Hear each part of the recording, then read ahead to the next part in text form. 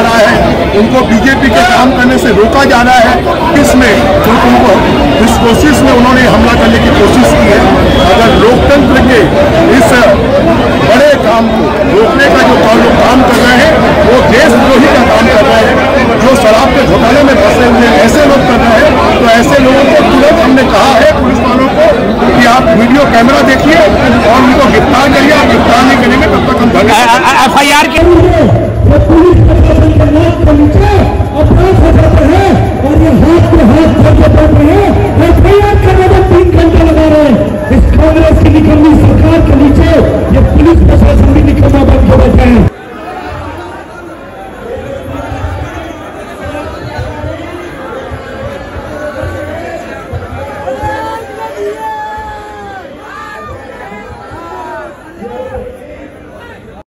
को डराया जा रहा है। नमस्कार दोस्तों, जय जोहार। मैं कौशल तिवारी और बिहनिया संध्या में आपका स्वागत है। डर तो है और यह डर बृजमोहन अग्रवाल को ही नहीं, समूची भाजपा के भीतर तक जा पहुंचा है। बृजमोहन अग्रवाल को डर इसलिए है क्योंकि पिछले 35 सालों में पहली बार कांग्रेस ने एक ऐसा प्रत्याशी जो संत है, महंत है, जिनके खिलाफ बोलने के लिए बृजमोहन अग्रवाल के पास कुछ नहीं। इसलिए डर इस बात को लेकर है कि 35 साल का हिसाब अब जनता पूछने लगी है।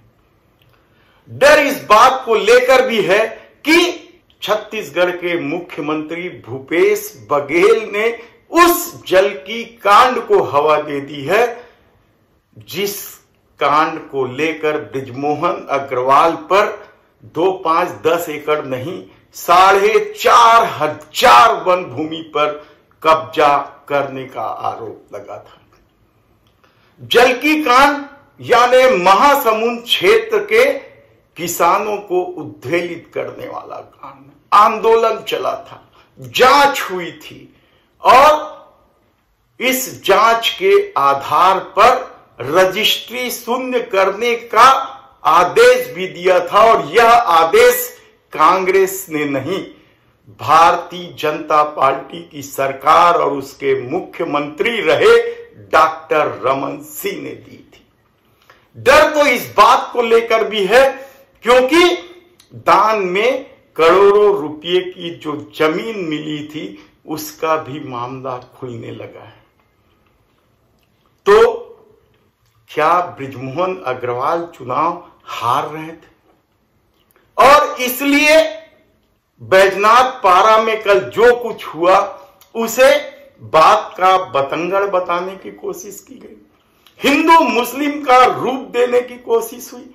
क्योंकि ये सवाल हम इसलिए उठा रहे हैं क्योंकि छत्तीसगढ़ में पिछले 2-5 सालों से आग लगाने की कोशिश लगातार होते रही है। कवर्धा का मामला हो या नारायणपुर का मामला हो, आप देखते जाइए घटनाक्रम किस तरीके से भारतीय जनता पार्टी छत्तीसगढ़ में बौखलाई हुई। और अब जब बृजमोहन अग्रवाल की कोई भी रणनीति काम नहीं आ रही थी तो क्या बैजनाथ पारा की उस घटनाक्रम को बड़ा रूप देने की कोशिश हुई। घटना क्या था? बृजमोहन अग्रवाल जनसंपर्क के लिए बैजनाथ पारा पहुंचते हैं, जहां के कुछ युवाओं ने सवाल उठाया कि वे उत्तर प्रदेश में मुसलमानों के खिलाफ विश्वमन करते रहे, बुलडोजर चलाने की बात करते रहे, तो उनसे वोट मांगने क्यों आए हैं? कोरोना काल में क्या कुछ किया? यह सवाल अभी शुरू ही हुआ था कि बृजमोहन अग्रवाल जी आगे बढ़ने लगे और इसी बात को लेकर हंगामा शुरू हुआ। और इस हंगामे के दौरान बृजमोहन अग्रवाल वहीं पास में मदरसे में चले गए। इसके बाद वहां से बाहर निकले और सीधे कोतवाली चौक पहुंच गए, कोतवाली थाना पहुंच गए और शहर में यह हल्ला होने लगा कि बृजमोहन अग्रवाल पर हमला हुआ है। और खुद बृजमोहन अग्रवाल कहने लगे कि उनकी जान लेने की कोशिश की। उन्होंने महापौर एजाज ढेबर और उनके भाई अनवर ढेबर का नाम लेते हुए सारी बातें कही और करीब 3 घंटे से ज्यादा कोतवाली में हंगामा हुआ, FIR हुई। तभी बृजमोहन अग्रवाल और उनके समर्थक वहां से हटे। लेकिन क्या सचमुच बृजमोहन अग्रवाल को यह सब करना पड़ रहा है क्योंकि वे चुनाव हार रहे हैं? क्या सचमुच भूपेश बघेल ने ऐसी रणनीति बना ली है जिसकी वजह से बृजमोहन अग्रवाल बौखला गए हैं? और बृजमोहन अग्रवाल के साथ इस तरह की झूमा झुटकी प्रचार के दौरान पहली बार नहीं हुई है। कुछ साल पहले तो ब्राह्मणपारा में जब उनके साथ झूमा झटकी हुई थी तो उन्हें नटराज होटल में शरण लेना पड़ा था। इसके अलावा प्रचार के दौरान इस तरह के सवाल पूछे ही जाते हैं। और जब आप 35 साल के विधायक क्षेत्र के लिए कुछ नहीं किए हो, केवल अपने लोगों, अपने कार्यकर्ताओं के भरोसे चुनाव जीतते रहे, चुनाव साधने के लिए बृजमोहन अग्रवाल क्या कुछ नहीं करते या किसी से छिपा नहीं है। आम मतदाता किस तरीके से ठगा जाता है यह भी किसी से छिपा नहीं है। पिछले 35 सालों में कुछ नहीं हुआ दक्षिण में, ऐसा आरोप कांग्रेस लगाते रही है और दक्षिण के लोग भी महसूस करते रहे क्योंकि बृजमोहन अग्रवाल पश्चिम के निवासी हैं और दक्षिण में किस तरीके से चुनाव जीतना है वे अच्छी तरीके से जानते हैं। तो क्या भूपेश बघेल ने कांग्रेसियों को इतना चाक चौबंद कर दिया है कि बृजमोहन अग्रवाल अब कांग्रेस में सेंधमारी नहीं कर पा रहे हैं? वैसे भी कहा जाता है कि बृजमोहन अग्रवाल के पास जो जाता है वो खाली हाथ नहीं आता है, बृजमोहन अग्रवाल उनके काम कर ही देते। लेकिन जो नहीं जाते उनको क्या मिलता है, यह सबसे बड़ा सवाल है और शायद यही सवाल अब आम जनमानस में उठने लगा है। और जब महंत हो, सीधा साधा महंत हो, जिन्होंने इस राजधानी के विकास के लिए, शिक्षण संस्थाओं के विकास के लिए भरपूर जमीन दी हो, बस स्टैंड के लिए जमीन दी हो और दूसरी तरफ जमीन कब्जा का आरोप हो, तब सवाल यह है कि क्या इस तरह की नौटंकी कर इस शांत प्रदेश को आग लगाने की कोशिश होनी चाहिए? क्या सिर्फ बैजनाथ पारा में जो धक्का मुक्की हुई उसे हंगामे का रूप इसलिए दिया गया क्योंकि भारतीय जनता पार्टी को हिंदू मुस्लिम एजेंडा सूट करता है? ऐसे कई सवाल आपके मन में होंगे, लेकिन इस बात को लेकर छत्तीसगढ़ के मुख्यमंत्री भूपेश बघेल ने जो कहा वह भी कम चौंकाने वाला नहीं। छत्तीसगढ़ के मुख्यमंत्री भूपेश बघेल ने तो सीधे सीधे कहा कि बृजमोहन अग्रवाल पर हमला कौन कर सकता है।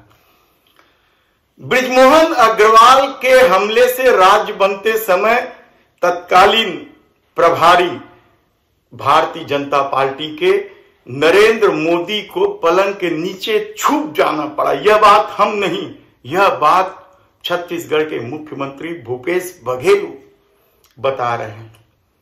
भूपेश बघेल ने बृजमोहन अग्रवाल के इस पूरे घटनाक्रम को सुनियोजित साजिश बताया है। ये तो सीधी बात है कि भारतीय जनता पार्टी हार रही है तो इस प्रकार से हमले करवा रहे हैं। पता नहीं कौन है, लेकिन किसको फायदा होगा हमले से उसी जो घबरा गए हैं, डर गए हैं, इसलिए हमला कर रहे हैं। महापौर एजाज ढेबर ने भी इसे सोची समझी साजिश बताते हुए उन पर लगाए गए आरोप को निराधार बताया। लेकिन सवाल इस बात का है कि क्या बृजमोहन अग्रवाल सचमुच इस बुरी तरीके से फंस गए हैं? हम विस्तार से इस बारे में फिर चर्चा करेंगे और आपको पहले ही हमने जल की कांड की पूरी कहानी आपके सामने रखी थी और अब हम आपको नए सिरे से बताएंगे कि बृजमोहन अग्रवाल किस तरीके से फंस गए हैं। दरअसल इससे पहले तो ऐसा डर बृजमोहन अग्रवाल में नहीं था। चुनाव को लेकर तो कतई ऐसा डर नहीं था, न ही ऐसी मुश्किलें ही थी। बृजमोहन अग्रवाल तो हर चुनाव में दावा करते थे कि इस बार उनकी लीड इतनी बढ़ जाएगी, इस बार उनकी लीड इतनी बढ़ जाएगी, लेकिन अभी तक बृजमोहन अग्रवाल ने ऐसा कोई दावा नहीं किया।